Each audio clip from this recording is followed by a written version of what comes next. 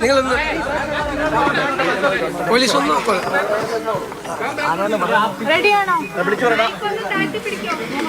Bike നാട്ടി പിടിച്ചു പറഞ്ഞോളൂ. തീർച്ചയായിട്ടും ഞാൻ അദ്ദേഹത്തിൻ്റെ KPCC പ്രസിഡൻ്റായിരുന്നപ്പോൾ വൈസ് പ്രസിഡൻ്റ് ആകാൻ ഭാഗ്യമുണ്ടായ ഒരാളാണ്. ഞാൻ ഇതിനു മുമ്പ് പറഞ്ഞിട്ടുണ്ട്, അദ്ദേഹത്തോടൊപ്പം പ്രവർത്തിക്കാൻ കഴിഞ്ഞത് എൻ്റെ രാഷ്ട്രീയ ജീവിതത്തിൽ ഏറ്റവും ഭാഗ്യമായി കരുതുന്ന ഒരാളാണ്. ഒരു ഗുരുതുല്യനായി കാണുന്ന ഒരാളാണ്. എന്നെ ശാസിക്കാനും ശകാരിക്കാനും ഒക്കെ സ്വാതന്ത്ര്യമുള്ള ഒരാളാണ്. അത് ചെയ്യാറുണ്ട്. എന്തെങ്കിലും ഒരു തെറ്റ് നമ്മുടെ ഭാഗത്ത് വന്ന ഒരു വിട്ടുവീഴ്ചയില്ലാതെ അത് ചെയ്യാറുണ്ട്. അദ്ദേഹത്തെ അനുസരിക്കാൻ ഒരാൾ കൂടിയാണ്. അദ്ദേഹത്തെ പോലുള്ള ഒരാളുടെ അനുഗ്രഹം തേടിയാണ് ഞാനിവിടെ എത്തിയത്. ഏറ്റവും കൂടുതൽ പിന്തുണ നൽകിയൊരു സാഹചര്യം കൂടി ഉണ്ടെന്ന് ഇപ്പോൾ നിലവിൽ താങ്കൾക്ക് അദ്ദേഹം സംസാരിക്കും. അത് ഒരു ജനകീയ വികാരം മാനിക്കണം എന്നുള്ള അഭിപ്രായം അവസാനം പറഞ്ഞത്.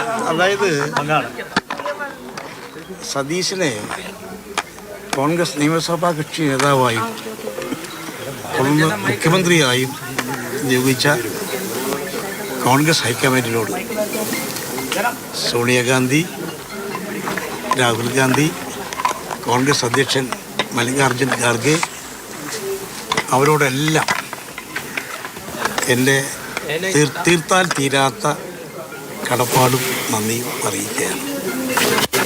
കോൺഗ്രസ് അതിൻ്റെ ജനാധിപത്യ പാരമ്പര്യം ഉൾക്കൊണ്ടുകൊണ്ട് ജനവികാരം തീർച്ചയായും നിയമസഭാ സമാജിയുടെ അഭിപ്രായത്തിന് വലിയ വിലയുണ്ട്.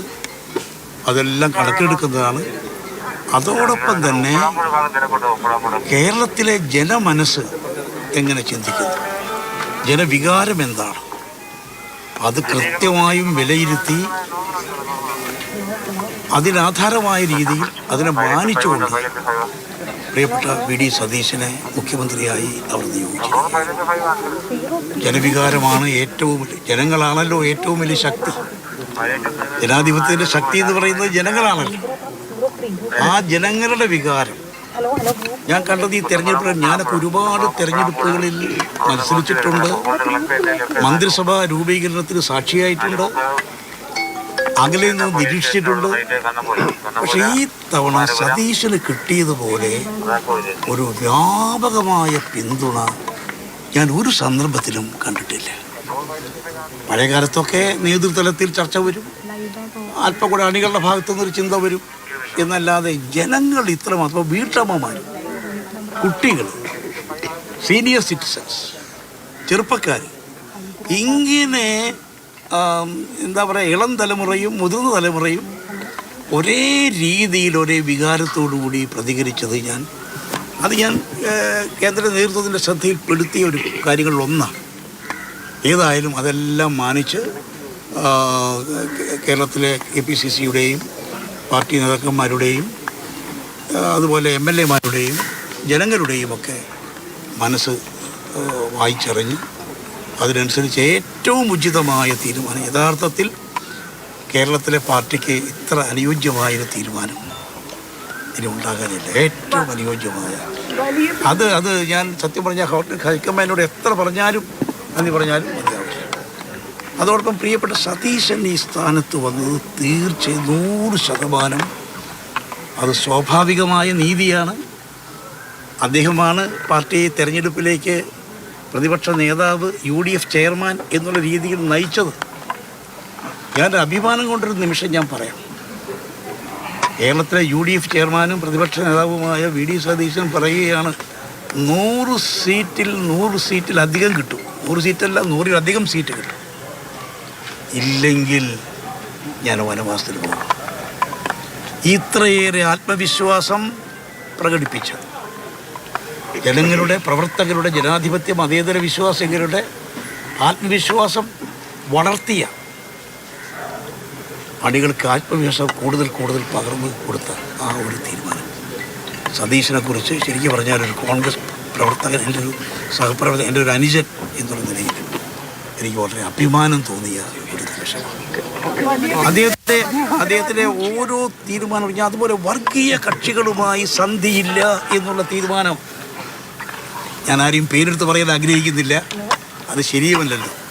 പക്ഷെ ഒരു കാര്യം പറയട്ടെ, കാലാകാലങ്ങളിൽ അധികാരത്തിൽ വരുന്നവർക്ക് അവരെ പ്രീണിപ്പിച്ച് മുന്നോട്ട് പോയി തൻകാര്യം നേടുന്ന പല സാമുദായിക പ്രമാണിമാരുണ്ടല്ലോ.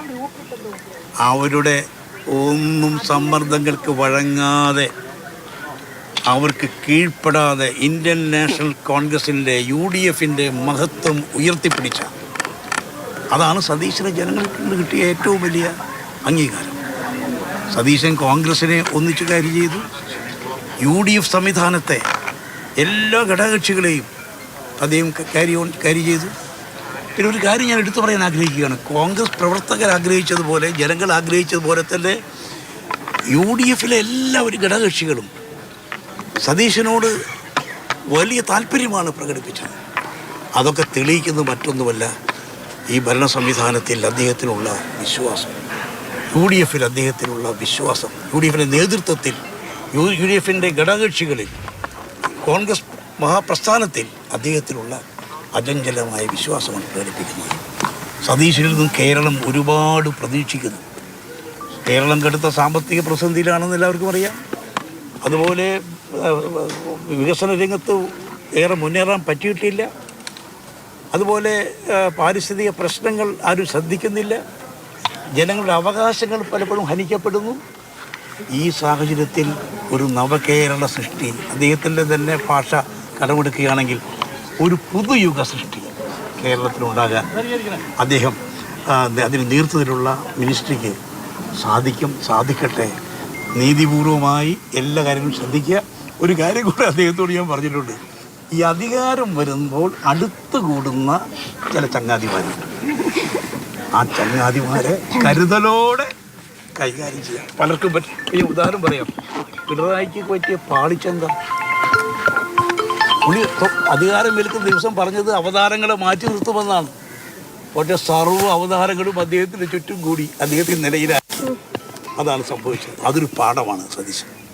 ആ പാഠം ഉൾക്കൊണ്ടുകൊണ്ട് ജനവികാരം ഉൾക്കൊണ്ടുകൊണ്ട് കേരളത്തിലൊരു മാതൃകാ ഭരണ സംവിധാനം